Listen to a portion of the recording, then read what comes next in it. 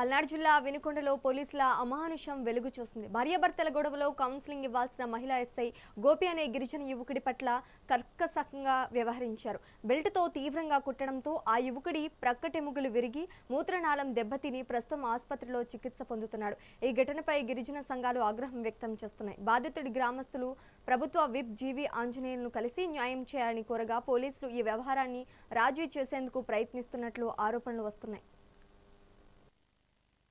అబ్బాయికి బాగలేదని ఫోన్ చేశారు సార్.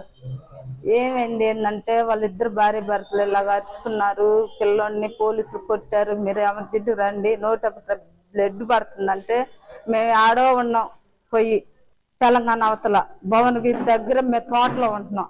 పిల్లోడికి నోట బ్లడ్ పడుతుంది, సీరియస్ గా ఉందంటే మేము వచ్చాం సార్. ఇలా పోలీసులు వాళ్ళ అత్త వాళ్ళ ఆవిడ కేసు పెట్టించి అబ్బాయిని కొట్టించారంట సార్. దగ్గరుండి వాళ్ళ ఆడవాళ్ళు వాళ్ళ అత్త వాళ్ళ దగ్గరుండి కొట్టించారంట.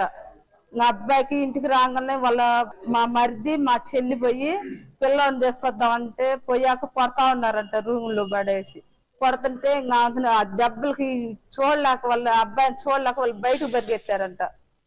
అప్పుడు కొట్టిన తర్వాత అప్పుడు ఇంటికి పంపించారంట, ఇంకా తీసుకెళ్ళమని.